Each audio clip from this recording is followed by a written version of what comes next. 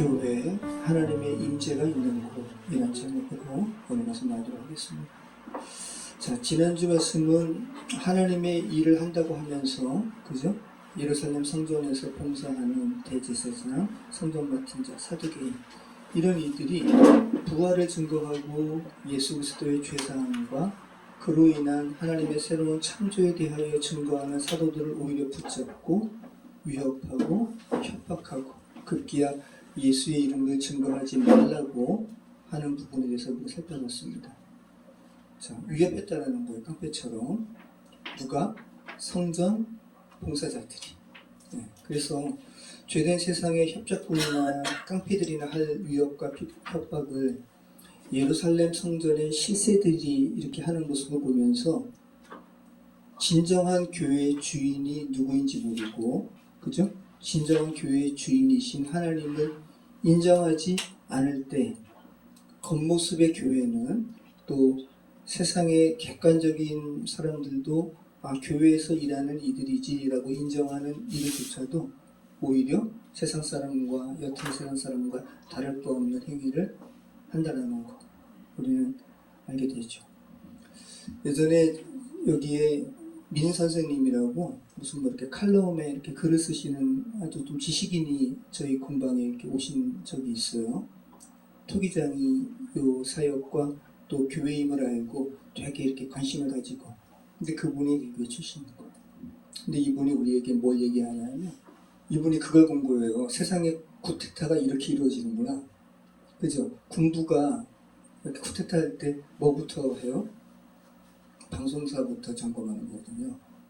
방송국을 딱 이렇게 틀어잡고 군사정권에서 이제 요구하는 내용만 송출하게 하죠. 그걸 똑같이 교회 안에서 어깨들이 와가지고 방송실부터 점검했다고 그 얘기를 하시는 거예요. 자기는 그걸 생생히 봤다고. 어깨들이 딱 오더니 방송실부터 점검해가지고 마이크를 야, 이게 교회에서 이루어지는 일이야. 교회 주도권을 하려고 어깨들 이렇게, 그죠? 어깨들 고용하고. 이건 참 무서운 거예요. 그죠? 네, 진짜 무서운 거. 자, 이들도 그랬어요. 그죠? 예루살렘 성전의 대제사장인데 오히려 위협하는 거야. 예수 이름 증거하지 마. 또 이렇게 하면 너희 혼날 거야 라고 그랬더라고요. 자, 그리고 오늘 우리가 읽은 말씀은 그러한 겉모습만의 성전, 겉모습만의 교회가 아닌 진정한 교회가 어때야 하는지를 오늘 우리가 읽은 말씀은 우리에게 말씀하고 있어요. 초대교회에 있었던 충격적인 이 사건에 대하여 누가가 기록한 아나니아와 삽비라에 대한 말씀을 통해서 교회가 무엇인지에 대해서 우리에게 말씀하고 있다는 말씀이죠. 오늘 말씀은 뭐 어떤 말씀인지 계속 나누겠습니다. 우리 23절, 24절 같이 읽겠습니다. 사도들이 노임에 그 동료에게 가서 제사장들과 장로들의 말을 다 알리니 그들이 듣고 한 마음으로 하나님께 소리를 높여 이르되 대주제여 천지와 바다와 그 가운데 만물을 지은 이시요. 자, 사도들이 놓였어요. 성령 받기 전에 사도들이면 아마 도망갔을 거예요. 왜? 대제사장과 이들이 위협한 소리를 듣고 그렇지 얘기 못해 하면서 도망갔을 거라고요. 근데 이들이 다시 교회로 가는 거예요. 예루살렘 교회로 가서 제사장들과 장로들, 교회 성전 지키는 자, 또 사두개인들의 말을 이들이 이렇게 우리를 위협했다 라고 이야기를 한 겁니다. 그랬더니 이들이 어떻게 해요? 한 마음으로 하나님께 기도하는 거예요. 그러면서 뭐라 그래요? 대주제여 라고. 천지와 바다와 그 가운데 만물을 지으신 이시여. 자, 이 내용이 어떤 것 같아요? 한마디로 주권자시여, 그죠? 이 모든 밖의 상황을 아시는 하나님이시여 라고 기도하는 거예요. 그래서 이 대주제여라는 말이 데스포타라는 말인데 영어로 독재자를 의미하는 단어가 데스팟이에요. 데스파토에서 나온 말, 헬라에서 나온 말이에요. 자, 그래서 성경에서 한 10번 정도 나오는데 디모데전서 6장 1절에 무릇 멍에 아래에 있는 종들은 자기 상전들을 범사에 마땅히 공경할 자로 알지니 이는 하나님의 이름과 교훈으로 비방을 받지 않게 하게 함이라. 여기서 상전, 데스포타예요. 자, 그래서 그럼 오늘 본문에서 그러면 하나님은 독재자라고 이야기하는 거예요? 아니죠. 그만큼 강력한 창조주 하나님이심을 드러내는 말이에요. 전능하신 하나님이시요, 대주제시요, 세상의 권세를 넘어선 죽음마저도 극복하시는 참 하나님이시여, 이 박해 상황을 극복하여 주시옵소서. 이 박해 상황을 없이 하여 주시옵소서라고 기도한 게 아니라 이 박해 상황 가운데 있는 우리가 담대하게 이 상황 이길 수 있도록 인도하여 주시옵소서, 이렇게 기도하고 있는 겁니다. 대주제이신 하나님이시여, 박해 상황을 강력하게 통치하시는 하나님이시여 라고 기도하고 있는 거예요. 자, 그리고 25절로 28절 같이 읽겠습니다. 또 주의 종 우리 조상 다윗의 입을 통하여 성령으로 말씀하시기를 어찌하여 열방이 분노하며 족속들이 허사를 경영하였느냐. 세상의 군왕들이 나서며 관리들이 함께 모여 주와 그의 그리스도를 대적하시도다 하신 이로소이다. 과연 헤롯과 본디오 빌라도는 이방인과 이스라엘 백성과 함께 합세하여 하나님께서 기름 부으신 거룩한 종 예수를 거슬러 하나님의 권능과 뜻대로 이루려고 예정하신 그것을 행하려고 이 성에 모였나이다. 자, 우리 지금 이들이 함께 모여서 이렇게 대주제이신 하나님이시여라고 이렇게 기도하는 이 내용이 어떤 내용 같아요?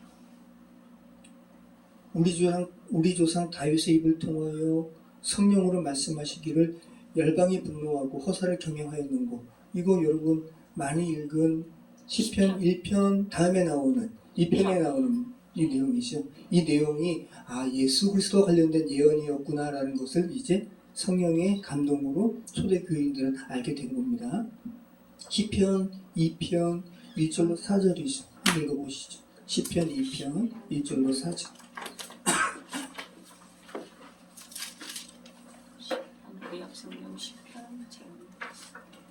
그러니까 예수님께서 당신을 수사적으로 이렇게 구약을 해석하시고 자신을 거기에 이렇게 적용시킨 것을 제자들에게 가르쳤던 것처럼, 그러니까 예수님처럼 제자들도 예수님처럼 해요. 성령 받아서 병든 자 고치고 죽은 자 살리고 또 구속적으로 성경도 해석하는 거예요. 네. 자, 같이 읽어보시죠. 어찌하여 이방 나라들이 분노하며 민족들이 헛된 일을 꾸미는가. 세상에 군왕들이 나서며 관원들이 서로 꾀하여 여호와와 그의 기름 부은 자를 대적하며 우리가 그들의 맨 것을 끊고 그의 결박을 벗어버리자 하는도다. 하늘에 계신 이가 웃으시며 주께서 그들을 비웃으시리로다. 자, 성령 받기 전에 제자들은 지금도 여전히 유대인들은 이 시편의 의미가 뭘 의미하는지 몰랐을 거예요. 근데 구약의 오늘 우리 본문에서는 초대 교인들은 알았어요. 여기 세상의 군왕과 관원을 누구라고 지금 재해석하고 있는 거예요? 헤롯과 본디오 빌라도. 그죠? 그리고 예수 그리스도를 대적하는 이들을 이방 나라들이 분노하고 민족들이 헛된 일을 꾸미는 것으로 해석을 하고 있다는 거 여러분 기억하시기 바래요. 단순히 정치적인 이방 나라가 아니라 예수 그리스도의 복음을 증거하는 것을, 회방하는 것을 이렇게 재해석하고 있다는 여러분 기억하시기 바랍니다.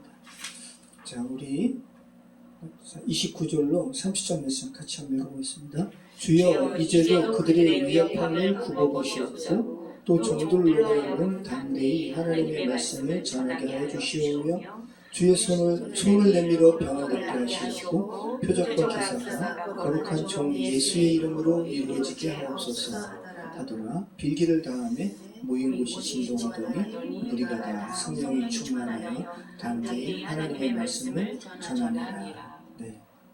자, 초대 교인들이 위협의 상황을 없이 하여 주시옵소서, 박해의 가능성을 제거하여 주시옵소서 이렇게 기도하지 않았다라는 거, 오히려 담대히 하나님의 말씀을, 예수님을 증거하게 하여 주시옵소서라고 이렇게 기도했다라는 거 여러분 기억하시기 바랍니다. 이러한 기도가 이루어질 때 하나님께서 영광 받으시죠. 자, 그러면서 표적과 기사, 예수님의 이름으로 막 병든 자가 낫고요. 이러한 권세가 이 초대교회의 기도의 순간 가운데 이렇게 이루어진 이유는 하나님께서 하늘과 땅의 권세를 예수님께 주셨기 때문에 예수님께서 그렇게 말씀하시면서 승천하셨어요. 그대로 맞고 이렇게 이들이 기도하고 있습니다. 그러니까 우리의 기도의 내용이 어떻게 하는지를 여러분 자꾸만 자신에게 적용시키시기 바래요. 그죠? 여러분이 성령 충만하시는 가운데서 여러분의 기도의 내용이 어떻게 돼야 되는가, 어떻게 달라져야 되는가 한번 여러분이 지금 초대교인들과 지금 똑같은 거거든요. 하나님의 시간표에서는 똑같은 거예요. 자, 그리고 31절로 35절 말씀 같이 읽겠습니다. 빌기를 다음에 모인 곳이 진동하더니 무리가 다 성령이 충만하여 담대히 하나님의 말씀을 전하니라. 믿는 무리가 한 마음과 한 뜻이 되어 모든 물건을 서로 통용하고 자기 재물을 조금이라도 자기 것이라 하는 이가 하나도 없더라. 사도들이 큰 권능으로 주 예수의 부활을 증거하니 무리가 큰 은혜를 받아 그 중에 가난한 사람이 없으니 이는 밭과 집 있는 자는 팔아 그 판 것의 값을 가져다가 사도들의 발 앞에 두매 그들이 각 사람의 필요를 따라 나누어 줍니다. 자, 그리고 누가가 초대교회의 시작점의 한 현상을 다시 한번 알려주고 있어요. 사도행전 초반에도 있었죠. 물건을 통용하는 거, 그죠? 오늘 다시 한번 나오죠. 자, 그래서 그렇게 된 결과 초대교회의 한 특별한 현상을 이렇게 말씀하고 있는데 가난한 자가 없었다라고 이야기하죠. 34절 말씀 보면 그 중에 가난한 사람이 없으니 이유는 밭과 집 있는 자가 자기의 소유를 팔아가지고 그 판 것을 나누었기 때문에. 자, 당시에 자신의 소유의 밭과 집 있는 자가 예루살렘에 사는 사람들의 10%밖에 안 된다고 그래요. 그러니까 굉장히 부유층도 초대교회의 일원이었다는 거 우리는 알게 되죠. 자, 여러분 이후에 예루살렘의 이후에 그러면 가난한 자가 계속 없었어요? 아니에요. 가뭄으로 인해서 예루살렘에 가난한 자가 이렇게 생겼어요. 그래서 바울이 이방인들로 이루어진 교회에 예루살렘 교회를 위한 모금을 하러 다니잖아요. 그죠? 그러니까 하나님의 나라가 온전히 이루어진 곳이 어떤 곳인 줄 알아라는 것을 샘플처럼 보여주는 것이 오늘 이 본문이라는 거예요. 가난한 자가 없었다. 자, 이 말씀은 신명기 15장 4절 말씀이 현실화된 것이기도 해요. 한번 보시죠. 신명기 15장 1절로 한번 보시죠. 자, 신명기는 모세가 그죠? 이스라엘 백성이 가나안 땅에 가게 되면 너희 이렇게 해야 된다 라고 설계한 거거든요. 그러니까 이스라엘 백성이 하나님의 나라예요. 가나안 땅 가가지고 하나님의 나라를 이루면 이렇게 해라 라고 하면서 그러면 가난한 자가 없을 거야. 오늘 사도행전과 똑같습니다. 그래서 한번 읽어보겠습니다. 맺히면 끝에는 면제하라. 면제의 규례는 이러하니라. 그의 이웃에게 구워진 모든 책임은 그것을 면제하고 그의 이웃에게나 그 형제에게 북촉하지 말지니 이는 여호와를 위하여 면제를 선포하였습니다. 이방인에게는 내가 북촉하려니와 내 형제에게 구워진 것은 내 손에서 면제하라. 내가 만일 내 하나님 여호와의 말씀을 듣고 내가 오늘 내게 내리는 그 명령을 다 지켜 행하면 내 하나님 여호와께서 내게 기업으로 주신 땅에서 내가 반드시 복을 받으리니 너희 중에 가난한 자가 없으리라. 자, 하나님의 명령을 다 행하는 나라가 하나님의 나라죠. 하나님의 나라가 이루어지면 가난한 자가 없어요. 그죠? 네. 오늘 사도행전 말씀이 그게 샘플처럼 이루어진 거죠. 네. 그리고 우리 11절 말씀 한번 볼까요? 신명기 15장 11절 땅에는 언제든지 가난한 자가 그치지 아니하겠으므로 내가 네게 명령하여 이르노니 너는 반드시 내 땅 안에 내 형제 중 곤란한 자와 궁핍한 자에게 내 손을 펼치니라. 그러니까 사도행전 말씀이 샘플처럼 이루어진 거예요. 자, 땅에는 언제든지 가난한 자가 있을 거야. 그런데 너가 하나님의 말씀을 이 율법을 너가 듣고 실행하면 그죠? 내 땅 안에 내 형제 중 곤란한 자와 궁핍한 자에게 내 손을 펼치면 가난한 자가 또 없을 거야 라는 말씀이죠. 네. 이런 상황에서 자, 이렇게 초대교회에서 성령 충만함으로 말미암아 하나님의 나라가 이렇게 실현되는 상황 가운데서 자, 특별히 이제 여러분이 잘 아는 바나바에 대해서 말씀하고 있습니다. 우리 36절로 37절 같이 읽겠습니다. 구브로에서 난 레위족 사람이 있으니 이름은 요셉이라 사도들이 일컬어 바나바라 번역하면 위로의 아들이라 하니 그가 밭이 있음에 팔아 그 값을 가지고 사도들의 발 앞에 둔다. 이 발 앞에 둔다라는 것은 사도들 개인적으로 이거 이렇게 취하세요가 아니라 교회를 통해서 이렇게 나누었다는 증거입니다. 자, 바나바에 대해서 누가가 굉장히 자세하게 설명하고 있죠. 어디에서 태어났대요? 구브로. 그리고 레위 지파 사람이래요. 레위족이래요. 그리고 본명은 요셉이래요. 요셉은 히브리어 요셉이죠. 요셉은 뭐예요? 더하다. 그죠? 그래서 더해서 아들 하나를 더해서 베냐민 하나님께서 주셨죠. 자, 더하다라는 요셉이 본명인데, 자, 바나바라는 별칭이 더 유명하죠. 이 사람은 위로의 아들이라 굉장히 성품이 좋았나 봐요. 그래서 교회에서 새신자 오면 바나바 붙여주고, 이게 이제 그죠? 이걸 바나바라고 하잖아요. 바나바. 자, 이렇게 초대교회 신자들이 자신의 물건을 성령의 감동으로 필요한 사람에게 흐르도록 이렇게 나누는 현상이 지속된 가운데 이 누가가 바나바를 이렇게 등장시키고 있어요. 자, 구브로는 아까 제가 카톡으로 보내드렸죠. 오늘 여기다가 이렇게 올리는 것이 좀 어려워서 제가 카톡으로 보내드렸는데 그거 한번 지도 한번 보시죠. 구브로는 키프로스, 사이프러스라고 하는 섬이에요. 키프로스 섬이라고 우측에 있죠. 요게 구브로예요. 구브로. 자, 이 구브로가 그러면 예루살렘 유대와는 어떠한 지리적 관계 가운데 있는가? 구브로, 그죠? 여기 다메섹, 두로, 이 아래 사진 아래 보면 예루살렘 있잖아요. 사해바다 약간 위쪽에 좌측편에 예루살렘 있어요. 그죠? 자, 구브로는 어디 있어요? 구브로는 거기서 이렇게 위로 살짝 올라가면 좌측 상단으로 올라가면 구브로 있죠. 그리고 그 주변을 보세요. 비두니아, 뭐 갑바도기아, 다소, 요 바울이 이렇게 전도하는 그런 소아시아 지방이 거기 있고, 그죠?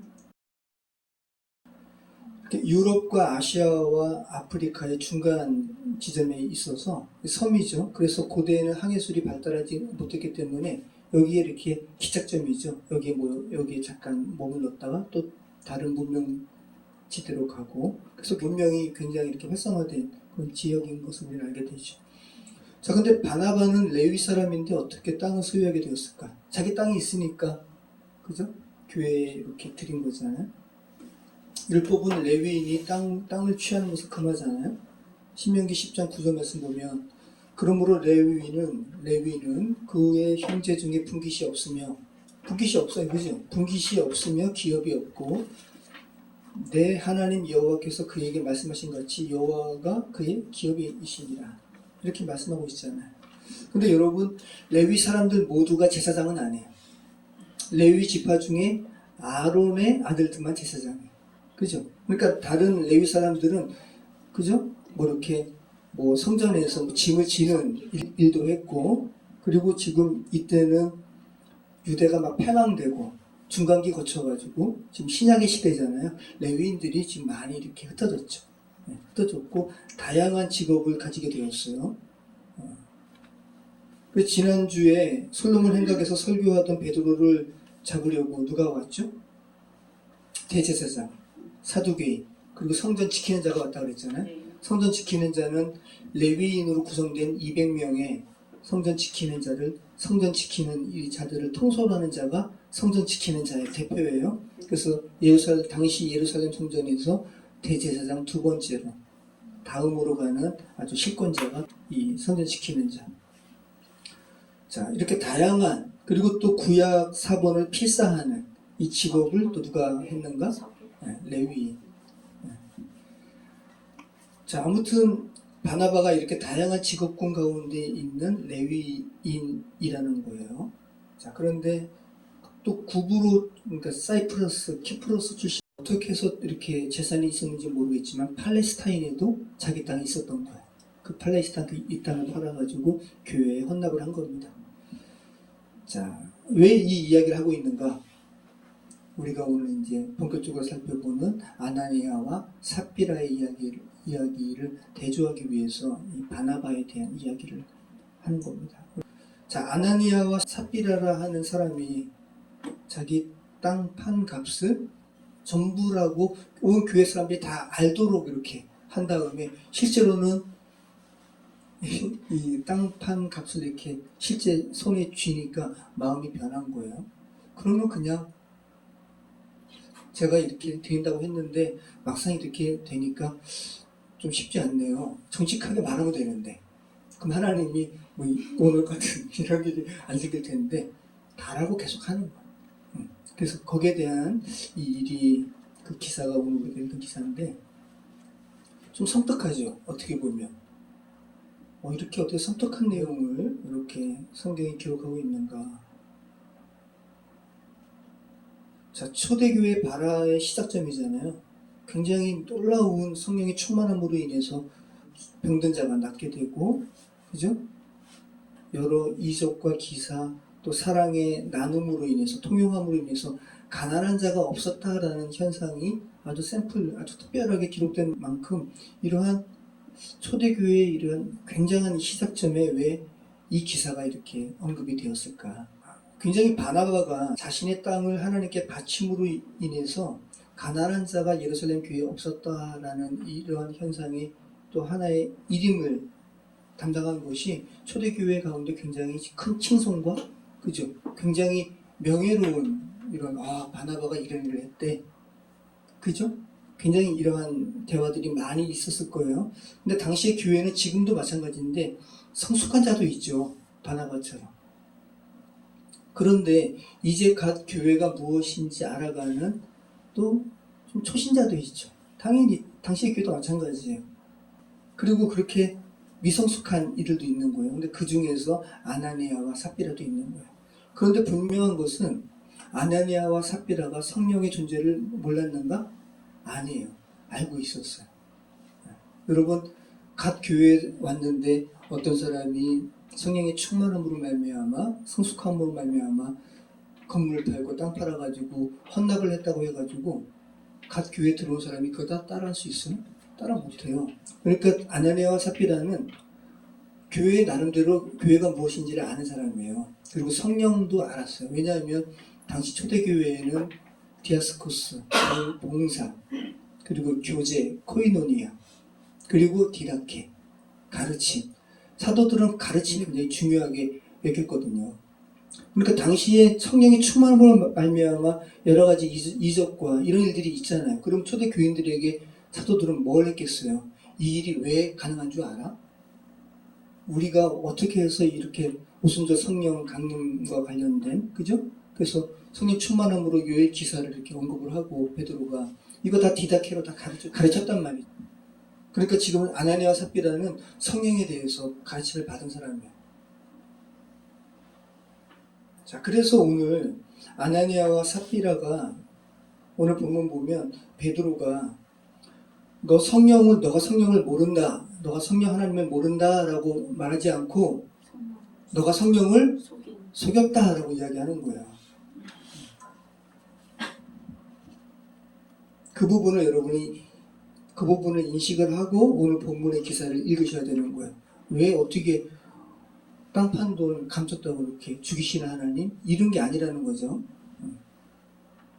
이런 당시의 분위기와 교회의 분위기와 가르침의 성을 인지하고 오늘 아나니아와 삽비라의 기사를 읽으셔야 한다는 거예요.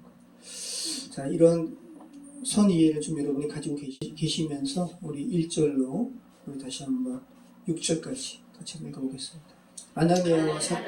아나니아라 하는 사람이 그 안에 삽비라와 더불어 소유를 팔아 그 값에서 얼마를 감추매 그 안에도 알더라. 얼마만 가져다가 사도들을 발 앞에 두니 베드로가 이르되 아나니아여 어찌하여 사탄이 내 마음에 가득하여 내가 성령을 속이고 땅값 얼마를 감추었느냐. 땅이 그대로 있을 때에는 내 땅이 아니며 판 후에도 내 마음대로 할 수가 없더냐. 어찌하여 이 일을 마음에 두었느냐. 사람에게 거짓말을 한 것이 아니요 하나님께로다. 아나니아가 이 말을 듣고 엎드려져 혼이 떠나니 이 일을 듣는 사람이 다 크게 두려워하더라. 젊은 사람들이 일어나 시신을 싸고 내려나가 장사하니라. 아나니아라는 이름의 의미는 여호와께서는 은혜가 있으신 있으시다라는 의미예요. 그리고 삽비라는 즐거움이라는, 되게 이름이 예쁘고 거룩하죠. 이 아나니아와 삽비라가 먼저 읽은 바나바가 자신의 땅을 하나님께 바친 사건으로 인해서 사람들에게 칭송과 또 그들이 그 바나바가 명예롭게 되잖아요. 여기에 대해서 나도 좀 이렇게 칭찬받고 싶고, 아마 좋은 마음이었어요. 그죠? 명예롭고 싶어 하는 마음은 좋은 거잖아요. 아마 그런 마음도 있었나 봐요. 그러면서 자신들도 땅이 있으니까 팔아서 하나님의 나라를 좀 세우는데 이렇게 선한 마음으로 이걸 했어요. 근데 막상 드리려고 하니까 이제 좀 다른 마음이 생기고, 그래서 그중 일부를 감추었어요. 아나니아가. 근데 이것을 누구도 알았다? 삽비라도 알았다. 네. 삽비라는 몰랐으면 삽비라 안 죽었어요. 삽비라도 알았어요. 자, 그런데 이 상황을 통해서 우리가 알 수 있는 것은, 아나니아와 삽비라가 아까 드린 말씀처럼 자신들이 이렇게 땅 판돈을 교회에 드릴 거야 라고 공동체에 자랑삼아 은연중에 이렇게 좀 많이 좀 알렸던 것 같아요. 그러니까 베드로가 너가 성령을 속였다고 이야기하는 거야. 그렇지 않고 아나니아와 삽비라의 내면의 갈등 가운데 조용히 이렇게 진행하려고 하다가 이러네 하면서 일정한 부분만 이렇게 드렸으면 굳이 베드로가 이런 말 할 필요가 없거든요. 자, 교회는 아나니아와 삽비라에게 땅을 강제로 팔라고 하지 않았습니다. 그죠? 그리고 땅 팔아가지고 전액 다 교회 드려라라고 하지 않았어요. 그죠? 오늘 베드로의 말이 그 말이거든요. 4절 말씀 보면 뭐라 그래요? 땅이 그대로 있을 때에는 내 땅이 아니며 판 후에도 내 마음대로 할 수가 없더냐. 어찌하여 이 일을 내 마음에 두었느냐. 그러니까 한마디로 이야기하면 땅이 그대로 있을 때도 내 땅이고, 땅 판 후에도 그 땅에 대한 값은 너 거야. 교회가 언제 이렇게 하라고 했니? 라는 말이에요. 너 마음대로 할 수 있는데 왜 너가 하나님을 대적하는 사탄에게 마음을 내어주어서 그 사탄의 메인바 되었느냐라고 말하는 거야. 그러니까 공동번역은 이렇게 5장 4절을 이렇게 번역해요. 팔기 전에도 그 땅은 당신 것이었고 판 뒤에도 그 돈은 당신 마음대로 할 수 있었던 것이 아니요. 그렇게 할 수 있었다. 근데 어쩌자고 그런 생각을 품었어. 당신은 사람을 속인 것이 아니라 하나님을 속인 것이요. 자, 현대인의 성경은 또 이렇게 번역해요. 땅을 팔기 전에도 그것은 당신의 것이 아니었어. 그리고 땅을 판 후에도 그 돈을 당신 마음대로 할 수 있지 않았어. 그런데 어째서 이런 일을 생각하게 되었어. 당신은 사람에게 거짓말한 것이 아니라 하나님께 거짓말한 것이요. 자, 왜 너의 자유를 스스로 사탄에게 이렇게 내어주었냐는 거야. 이 자리에서 그저 아나니아가 베드로에게 사실대로 이야기하면, 제가 이렇게 죄된 존재이기 때문에 이 금액을 보고 제가 마음이 그렇게 움직였습니다. 동했습니다라고 이야기했으면 아나니아는 안 죽었어. 성경이 말하는 말은 그거예요. 너가 지금 사람에게 거짓말한 것이 아니라 하나님께 거짓말을 했다라는 거예요. 그럼 하나님께 거짓말하면 죽는가? 엄밀히 얘기하면 죽어요. 왜? 하나님은 거룩하신 분이니까. 그죠? 네. 자, 다시 한번. 그럼 지금 하나님께 거짓말하면 죽네요? 죽죠. 그죠? 그러니까 지금 우리가 그만큼 이 초대교회 이 순간만큼 여러분이 민감하게 하나님으로 꽉 차 있지 않았다라는 거예요. 지금 죄된 세상은. 그러니까 교회에서 경영권을 사람으로 착각해가지고 어깨들 불러오고 이런 일들이 벌어지는 거죠.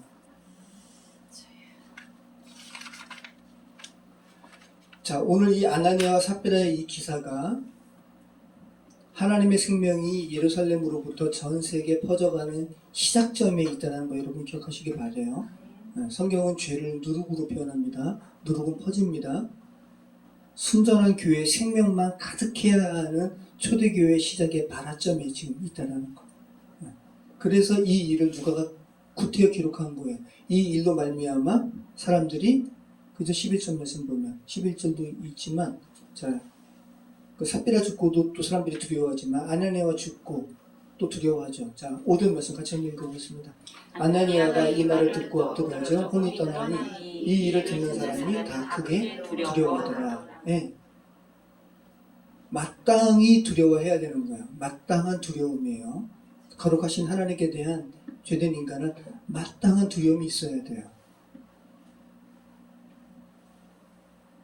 만약에 아나니아가 이 속인 것을 성령의 감동으로 베드로가 이렇게 지적하지도 않고 그랬다면 여러분 교회의 이 순수함이 유지가 되었을까요? 아나니아가 그랬을 거 아니에요. 야, 성령 하나님? 나 거짓말 했는데? 그리고 이런 걸로 말미암아 나 명예를 얻게 되었네? 아마 굉장히 퇴색되었을 거예요, 교회가. 그럼 그거 생각해 보시기 바래요. 왜 이 일을 하나님께서 허락하셨는가? 그리고 7절 말씀 같이 읽겠습니다.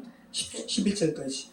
3시간쯤 지나 그의 아내가 그 일어난 일을 알지 못하고 들어오니 베드로가 이르되 그 땅 한 값이 이것뿐이냐 내게 말하라 하니 이르되 예 이것뿐이라 하더라. 베드로가 이르되 너희가 어찌 함께 꾀하여 주의 영을 시험하러 하느냐. 보라 내 남편을 장사하고 오는 사람들의 발이 문 앞에 있고 있으니 또 너를 메어 내가리라 하니 곧 그가 베드로의 발 앞에 엎드러져 혼이 떠나는지라.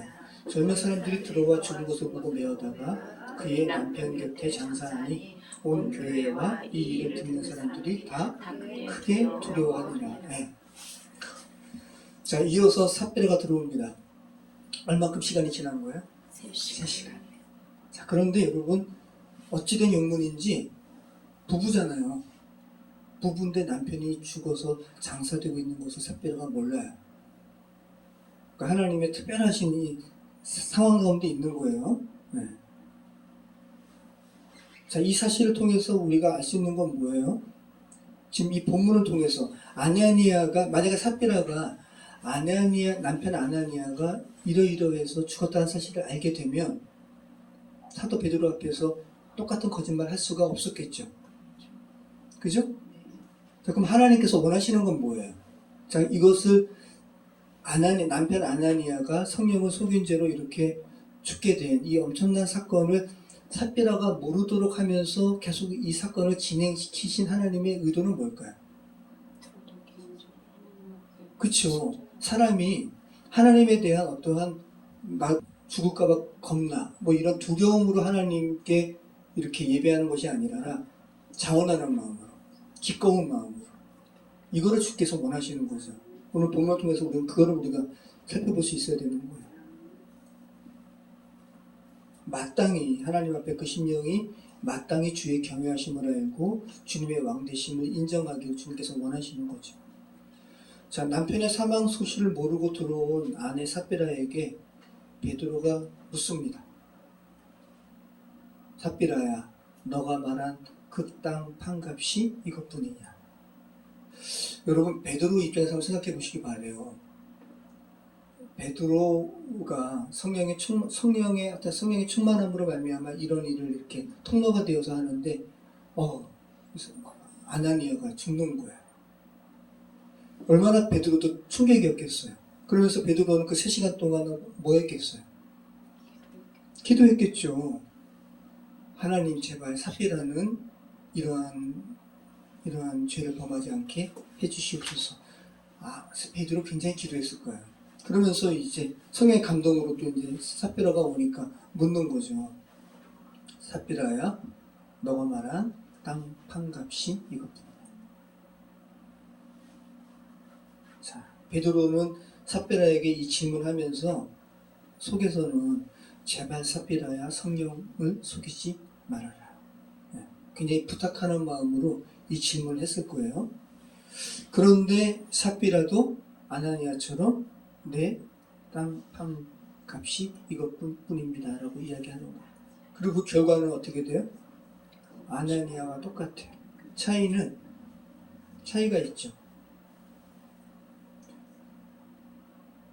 차이는 아나니아의 시신은 젊은 사람들이 싸고 나갔어요. 그런데 삽비라의 시신은 그냥 그냥 메고 나왔어요. 이거 당시의 관습인데 여자 시신은 이렇게 싸지 않고 나갔다 그래요. 이 차이 말고는 나머지 똑같아요. 바로 죽는 거예요. 자, 여러분, 우리 모두 아나니아와 삽비라 같지 않아요?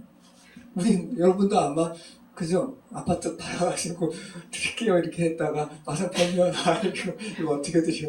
이런 말 당연히 들죠, 그죠? 네.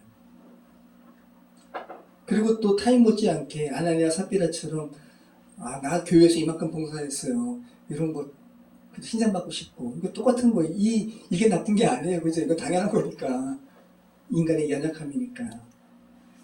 자, 그런데 하나님께 거짓은 그대로 가져가면 안 돼요. 그죠? 우리가 자꾸만 하나님을 우리와 같은 존재로 생각을 하니까 어떻게 이 조그만 거짓도 용납 못하셔? 하나님을 용납 못하세요. 그죠? 그래서 이것을 당신의 아들 예수님께 다 집중시키신 거라고요.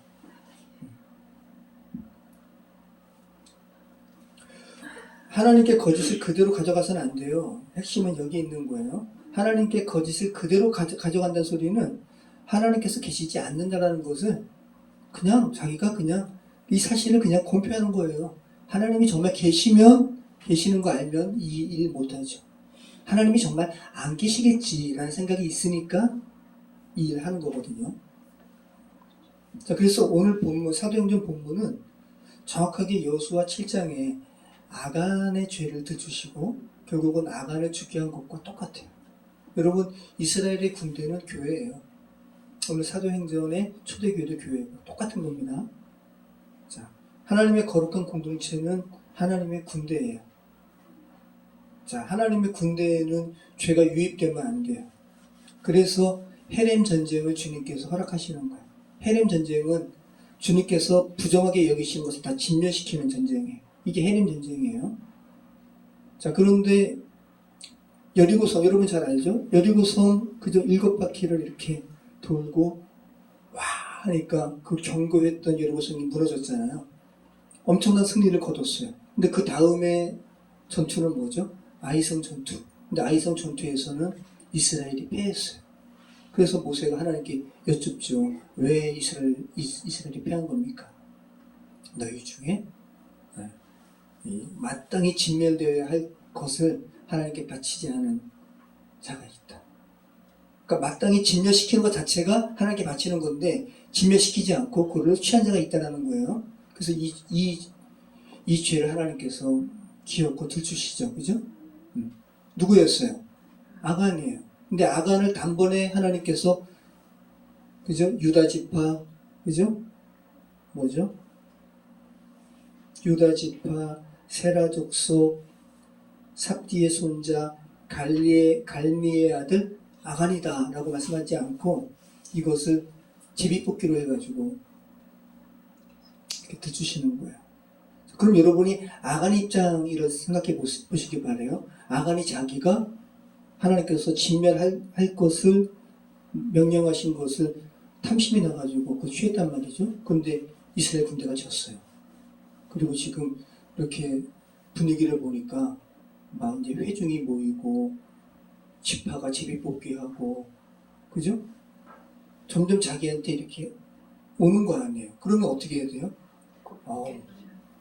제가 자금도 쓴다 그래야 되는데 아가니 끝까지 그 부분 한번 볼게요.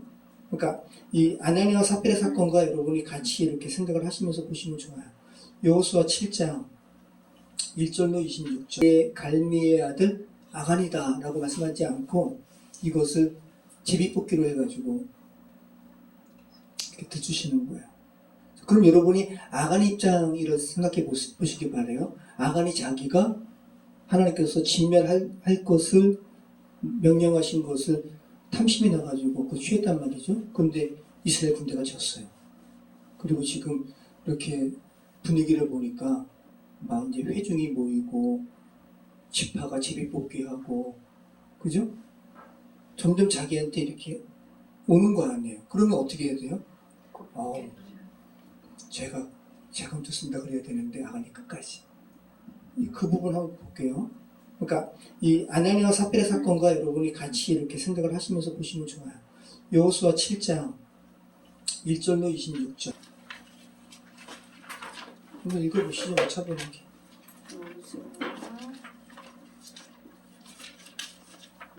여호수아 7장 1절로 26절.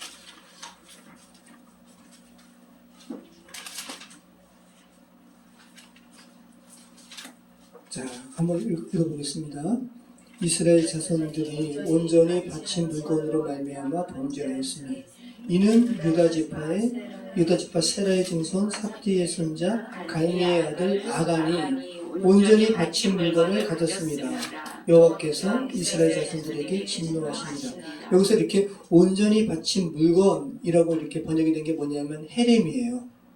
부정해서 마땅히 진멸당해야 할 것. 이것을 그러니까 완전하게 진멸당해야 할 것을 이 개역개정은 온전히라고 표현한 거야. 표준 세번역은 이렇게 번역했어요. 전멸시켜서 주님께 바쳐야 할 물건. 이것을 우리 개역개정은 그냥 온전한 것으로 번역을 한 거예요. 그걸 여러분 인식하시기 바라요.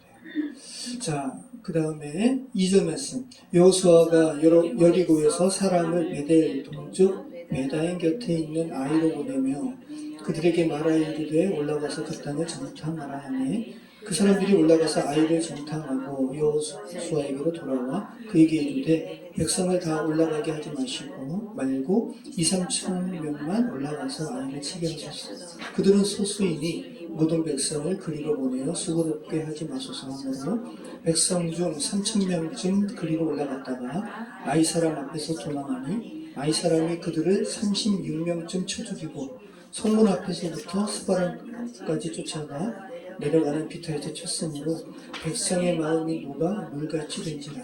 여호수아가 옷을 찢고 이스라엘 장로들과 함께 여호와의 궤 앞에서 땅에 엎드려 머리에 티끌을 뒤집어 쓰고 잠들도록 있다가 이르되 기브도소이다 주 여호와여 어찌하여 이 백성을 인도하여 요단을 건너게 하시고 우리를 아모리 사람의 손에 넘겨 멸망시키려 하셨나이까. 우리가 요단 저쪽을 만족하게 여겨 거주하였다면 좋을 뻔하였나이다. 주여 이스라엘이 그의 원수들 앞에서 돌아섰으니 내가 무슨 말을 하오리까.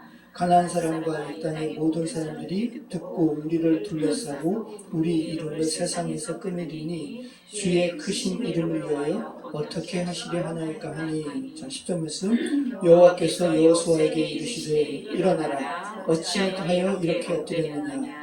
이스라엘이 범죄하여 내가 그들에게 명령한 나의 언약을 어겼으며 또한 그들이 온전히 바친 물건을 가져가고 도둑질하며 속이고 그것을 그들의 물건들 가운데 주었느니라. 그러므로 이스라엘 사람들이 그들의 원수 앞에 능히 맞서지 못하고 그 앞에서 돌아섰나니 이는 그들도 온전히 바친 것이 됨이라. 이게 무슨 말이에요? 전멸당해서 마땅하다는 말이죠. 그 온전히 바친 물건을 너희 중에서 멸하지 아니하면 내가 다시는 너희와 함께 있지 아니하리라. 이게 뭐예요? 죄를 그대로 계속 품으면 함께 있지 않겠다라는 말씀이죠.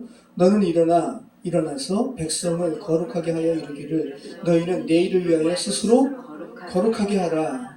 이스라엘의 하나님 여호와의 말씀에 이스라엘아 너희 가운데서 온전히 바친 물건이 있나니 너희가 그 온전히 바친 물건을 너희 가운데에서 제하기까지는 내 원수들 앞에 능히 맞서지 못하리라. 계속해서 성경이 말씀하는 바를 기억하시기 바라요. 이스라엘 백성은 하나님처럼 거룩해야 돼요. 죄가 없어야 돼요. 네. 자, 그러면서 이제 14절부터 이제 아간을 이제 향하죠. 자, 같이 읽겠습니다. 너희는 아침에 너의 지파대로 가까이 나오라. 여호와께 뽑히는 그 지파는 그 족속대로 가까이 나올 것이요 여호와께 뽑히는 족속은 그 가족대로 가까이 나올 것이요 여호와께 뽑히는 그 가족은 그 남자들이 가까이 나올 것이며 온전히 바친 물건 가진 자로 뽑힌 자를 부사로 돼 그와 그의 모든 소유를 그리하라. 이는 여호와의 언약을 어기고 이스라엘 가운데에서 망령된 일을 행하였습니다 하셨다 하라. 그러면서 지파를 이렇게 부르게 하시는 거죠. 제비 뽑는 거예요. 자, 이에 여호수아가 아침 일찍이 일어나서 이스라엘을 그의 지파대로 가까이 나오게 하였더니 유다 지파가 뽑혔고 그 다음에 유다 족속을 가까이 나오게 하였더니 세라 족속이 뽑혔고 세라 족속의 각 남자를 가까이 나오게 하였더니 삽디가 뽑혔고 삽디의 가족 각 남자를 가까이 나오게 하였더니 유다 지파 사라의 증손이요 삽디의 손자요 갈미의 아들인 아간이 뽑혔더라. 그러므로 여호수아가 아간에게 이르되 내 아들아 청하노니 이스라엘의 하나님 여호와께 영광을 돌려 그 앞에 자복하고 내가 행한 일을 내게 알게 하라. 그 일을 내게 숨기지 말라 하니 아간이 여호수아에게 대답하여 이르되 참으로 나는 이스라엘의 하나님 여호와께 범죄하여 이러이러하게 행하였나이다. 내가 노력한 물건 중에 시날산의 아름다운 메투 한 벌과 은 200세겔과 그 무게가 50세겔 되는 금덩이 하나를 보고 탐내어 가졌나이다. 보소서 이제 그 물건들을 내 장막 가운데 땅속에 감추었는데 은은 그 밑에 있나이다 하더라. 이에 여호수아가 사자들을 보내매 그의 장막에 달려가본즉 물건이 그의 장막 안에 감추어져 있는데 은은 그 밑에 있는지라. 그들이 그것을 장막 가운데서 취하여 여호수아와 이스라엘 모든 자손에게 가지고 오매 그들이 그것을 여호와 앞에 쏟아놓으니라. 여호수아가 이스라엘 모든 사람과 더불어 스라의 아들 아간을 잡고 그 은과 그 외투와 그 금덩이와 그의 아들들과 그의 딸들과 그의 소들과 그의 나귀들과 그의 양들과 그의 장막과 그에게 속한 모든 것을 이끌고 아골 골짜기로 와서 여호수아가 이르되 내가 어찌하여 너를 괴롭게 하였느냐 여호와께서 오늘 너를 괴롭게 하시리라 하니 온 이스라엘이 그를 돌로 치고 물건들도 돌로 치고 불사르고 그 위에 돌무더기를 크게 쌓았더니 오늘까지 있더라. 여호와께서 그의 맹렬한 진노를 그치시니 그러므로 그곳 이름을 오늘까지 아골 골짜기라 부르더라. 자, 맹렬한 진노. 하나님의 맹렬한 진노는 뭐에 대한 진노예요? 죄에 대한 진노예요. 나의 형상으로 지음받은 자를 죽게 하는 그 죄에 대한 진노예요. 그럼 오늘 아나니아와 삽비라가 죽은 것은 아간의 죽음과 똑같은 거예요. 작가적인 말씀처럼 만약에 베드로가 하나님께서 베드로를 통해서 이 부부 아나니아와 삽비라의 거짓 행위에 대해서 그냥 넘어갔다면 교회는 오늘까지 지속되지 못했을 거예요. 아마 그 당장 그 시점 그 즉시 아마 사라졌을 거예요. 그 교회 그 아나니아 삽비라가 이 기독교 이 그리스도를 믿는 이 우리가 지금 하는 이 그리스도의 운동은 이거 온전한 거 아니야. 우리가 거짓을 행해도 몰라. 그죠? 아간도 마찬가지. 당시 초대교회는 그죠? 사도들을 통해서 나타난 표적이 바로 교회의 생명이고 권위였어요. 그 부분은 바로 사탄의 앞잡이가 돼서 초대교회의 생명을 없이 하려고 했기 때문에 지금 하나님께서 즉각적으로 심판하신 거예요. 아간처럼. 자, 그리고 오늘 말씀 보면 특별한 게 있죠. 우리는 그냥 성령 하나님의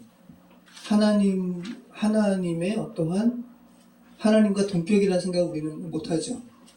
그냥 우리는 성령 하나님, 성자 하나님, 삼일체 하나님이라고 생각은 하지만 성령 하나님은 꼭 하나님의 부리시는 영, 뭐 이 정도로 생각을 해요. 그죠? 이럴 수 있단 말이에요. 근데 오늘 말씀 보면 성령 이코로 하나님임을 그대로 이야기합니다.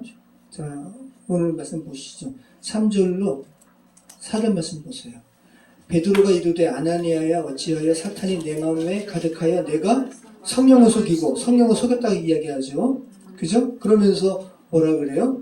자, 4절 말씀 보면 너가 사람에게 거짓말한 것이 아니요 하나님께로다. 그죠? 성령이 하나님이심을 베드로는 분명히 하는 거예요. 여러분 지금 여러분이 교회거든요. 교회면 교회 안에 누가 계시는 거예요? 하나님께서 성령께서 계시는 거예요. 네. 자, 고린도전서 6장 15절로 20절 말씀 보면 자, 한번 읽어보실까요? 고린도전서 6장 15절로 20절. 여러분이 물리적인 교회를 넘어선 사도행전의 바로 그 교회라는 걸 생각하시길 바래요. 여러분 안에 지금 하나님이 계세요. 여러분이 교회고 여러분이 성전이에요. 물리적인 건물처럼 벽돌로 쌓아진 그런 예배당이 아니라 정말 교회라고요. 인격적인 교회. 자, 고린도전서 6장 15절로 20절 너희 몸이 그리스도의 지체인 줄 알지 못하느냐 내가 그리스도의 지체를 가지고 창녀의 지체를 만들겠느냐 결코 그럴 수 없느니라 창녀와 합하는 자는 그와 한 몸인 줄 알지 못하느냐 일러스되 둘이 한 육체가 된다 하셨나니 주와 합하는 자는 한 영이니라. 그죠? 하나님의 영이 우리 안에 있잖아요. 우리는 이제 하나라고요. 음행을 피하라. 사람이 범하는 죄마다 몸밖에 있거니와 음행하는 자는 자기 몸에 죄를 범하느니라. 너희 몸은 너희가 하나님께로부터 받은 바 너희 가운데 계신 성령의 전인 줄을 알지 못하느냐. 너희는 너희 자신의 것이 아니라 값으로 산 것이 되었으니 그런즉 너희 몸으로 하나님께 영광을 돌리라. 너희 몸이 성령의 전이라는 거예요. 자, 그러면 음행하는 자, 동성애하는 자, 자기 몸에 죄를 짓는 거죠. 자기 몸에 죄를 짓는 것은 자기 몸에 죄를 짓는 것은 자기 몸이 자기 것이라 생각하는 거잖아요. 자기 몸이 이제 자기 게 아니라 하나님의 전이라고요. 성전이라고요. 네. 교회는 하나님께서 거하시는 몸이기 때문에 작은 거짓도 있을 수 없다는 거. 근데 우리는 담대하죠. 너무 담대해요. 무모해요. 지난번에 제가 이 자전거 나는 안 다칠 것 같다는, 그죠? 그래서 결국 이렇게 흉터가 이렇게 남은 것처럼 우리는 뭐 적당히 하나님께서 사랑의 하나님이신데 적당히 그렇게 신앙생활하고 그리고 이것도 용서 못하시는 하나님 이렇게 하나님에 대해서 폄훼하고 그러니까 우리 너무 무모해요. 어리석다고요. 이거 생각해 보시기 바래요. 여러분 요즘에는 우주왕복선 이야기가 좀 없죠. 여러분 언제부터 우주왕복선을 안 썼어요? 여러분 기억나시나요? 예전에 콜롬비아호 기억나시죠? 나사에서 로켓에 비행기 달아가지고 쏘는 거 아니에요. 그리고 그 우주왕복선이 이렇게 우주를 유영했다가 오는 거예요. 근데 언제부터 왕복선에 대한 이 개발을 멈추게 되었냐 하면 뭐 계속 조금씩 하지만 이렇게 전 세계적으로 이렇게 어떤 굉장히 관심이 있는 상태로 그렇게 크게는 안 해요. 가장 큰 거는 1990년에 이제 소비에트 연방, 소련이 해체를 했잖아요. 그래서 이제 이 우주 개발을 미국과 소련이 서로 경쟁적으로 했거든요. 근데 90년대에 소련이 해체되면서 미국도 그렇게 경쟁적으로 이렇게 개발을 하지 않아요. 근데 그 전에 1986년에 제가 중학생 때였어요. 저도 그거를 뉴스로 봤는데 챌린저호가 발사된 지 73초 만에 공중에서 폭발한 거예요. 근데 이때 7명인가 이렇게 탔고 이때 또 특별하게 한 사람이 더 탔는데 당시에 이제 나사가 레이건 시대인데 레이건 대통령 나사가 우주에서 그렇게 물리 실험하는 것을 이렇게 학생들에게 이렇게 보여주려고 자원을 이렇게 모집을 했어, 선생님들. 그래서 10,000명 경쟁률이 한 10,000대 1 되는 거에 어떠한 여자 교사가 발탁이 돼가지고 그 사람도 거기 탔거든요. 그리고 그 여교사의 부모님들도 그 발사 장면을 다 보고, 그리고 이게 우주에 가서 이제 물리 실험을 하는 거니까 학생들도 각 학교에서 이 장면을 봤어요. 근데 73초 만에 폭발했어요. 그런데 이게 예견된 사고였다는 거예요. 그 오링이라고 그래가지고, 하여튼 뭐 과학적인 거니까 이렇게 갑자기 막 팽창할 때 그 안에 있는 가스가 밖으로 분출되지 못하도록 링 있죠, 링. 고무 링이 이렇게 팽창해가지고 순간적으로 이렇게 탁 이렇게 막는 게 있는데 온도가 영상 11도 밑으로 떨어지면 이 기능을 못한다는 거예요. 근데 당시에 챌린저호 발사할 때는 고드름까지 올 정도로. 그래가지고 이 오링, 이 링을 개발하는 이 회사에서, 이 발사체를 개발하는 회사에서 한 엔지니어가 이거 1년 전에도 이 디스커버리인가? 하여튼 1년 전에도 왕복선이 이렇게 무사히 귀환을 하긴 했는데 그 오링이 탄 흔적을 본 거예요. 그리고 0. 하여튼간 몇 초만 늦었어도 폭발했을 거라고. 이분이 이거를 발견하고 이게 해결되지 않는 한 안 된다. 그랬더니 사람들이 그냥 발사한 거예요.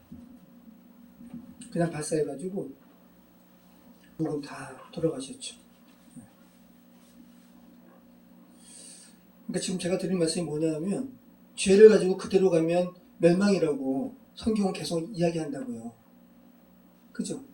성경이 구약부터 신약까지, 그리고 신약에서는 사도행전에서는 아나니아와 삽비라의 이야기를 이렇게 바나바의 이야기와 대조시키면서 우리에게 경고한다고요.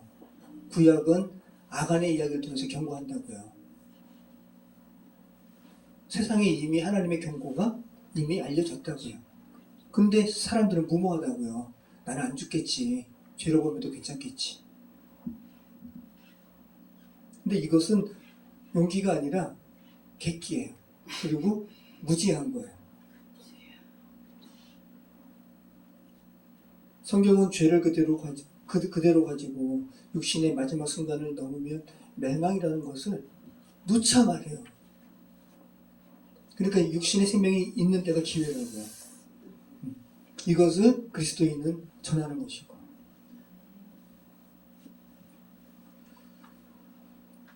자, 많은 사람들은 죄로 인해서 죽지 않기를 바라시며 오래 참으시는 하나님의 은혜를 오해해서 이 정도쯤이야 라고 하면서 하나님을 스스로 재단해요. 그리고 하나님을 스스로 평가해요. 이런 것도 용기 못하시는 하나님은 사랑의 하나님이 아니지. 아니죠. 사랑의 하나님이기 때문에 이런 상황을 허락을 하시는 거예요. 그리고 우리가 우리 안에 계신 하나님께서, 우리가 하나님의 전이잖아요. 그죠? 우리 안에 계신 하나님의 성령 하나님을 우리가 계속 인정하지 않고, 그죠? 인정하지 않고 계속 무시하면 성령께서 한탄하시잖아요. 그죠? 그럼 그만큼 그리스도인으로서 우리의 능력도 축소돼요. 나중에 어떻게 돼요? 이름만 그리스도인, 허울만 그리스도인. 저도 마찬가지입니다. 저도 마찬가지고, 다시 한번 정말 능력 있는 그리스도인의 삶을 살기를 저도 바라는 마음에, 또 여러분도 그렇게 되기를 바라는 마음에 오늘 말씀 제가 준비했고 이렇게 나눕니다. 모쪼록 교회를 통한 구속의 계획과 이 섭리를 회방하는 죄에 대해서 하나님께서는 어떠한 유보도 하지 아니하시고 타협도 하지 않으신다는 이 사실 깊게 인식하셔서 능력 있는 그리스도인의 삶을 살아가시는 저희 여러분의 삶이 되었으면 좋겠습니다. 기도하겠습니다.